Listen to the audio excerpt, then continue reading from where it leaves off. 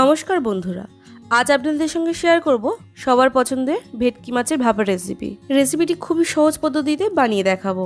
আপনারা শুরু থেকে শেষ পর্যন্ত ভিডিওটা দেখবেন।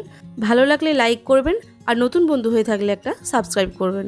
রেসিপিটি করতে নিয়েছি 4 পিস ভেটকি মাছ, যেগুলোকে আমি নুন, হলুদ আর সামান্য পরিমাণ সরষের তেল দিয়ে ম্যারিনেট করে রাখবো।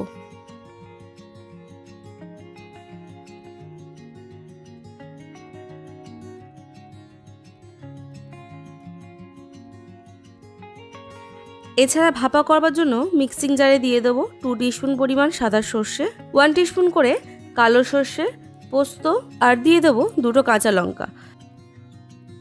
এখন সামান্য পরিমাণ জল দিয়ে 15 মিনিটের মতো ভিজিয়ে রাখবো। তারপর এটাকে পেস্ট বানিয়ে নেব। দেখুন, খুব সুন্দর একটা স্মুথ পেস্ট হয়ে গেছে।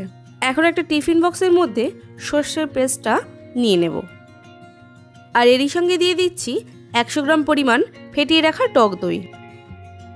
এছাড়া এর সঙ্গে অ্যাড করছি সামান্য পরিমাণ হলুদ, স্বাদ মতো নুন।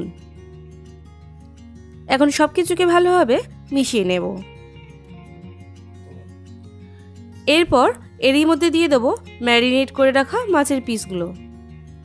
মাছগুলো একটু উল্টে পাল্টে সর্ষের পেস্টটার সাথে মাখিয়ে নেব।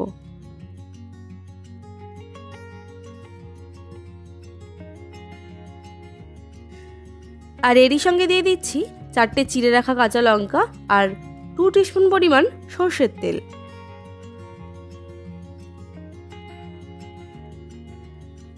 এখানে কাঁচা সরষের তেল ব্যবহার করলে খুব সুন্দর একটা ফ্লেভার আসে। এখন টিফিন বক্সে ঢাকা বন্ধ করে গরম জলের মধ্যে এটাকে বসিয়ে দেব। এটাকে ঢাকা চাপা দিয়ে মিডিয়াম ফ্লেমে 10 মিনিটের মতো ভাপিয়ে নিতে হবে। 10 মিনিট পর ঢাকাটাকে খুলে নিয়ে টিফিন বক্সটা ঠান্ডা হতে দেব। ঠান্ডা হয়ে যাওয়ার পর বাষ্পটা বেরিয়ে গেলে তবেই এটাকে খুলবেন। দেখুন, খুব সুন্দর একটা কালার চলে এসছে। এখন এটাকে গরম গরম ভাতের সঙ্গে সার্ভ করব। আজ এই পর্যন্ত, এরপর দেখা হবে অন্য কোনো রেসিপি নিয়ে। ততক্ষণে ভালো থাকবেন, সুস্থ থাকবেন। ধন্যবাদ।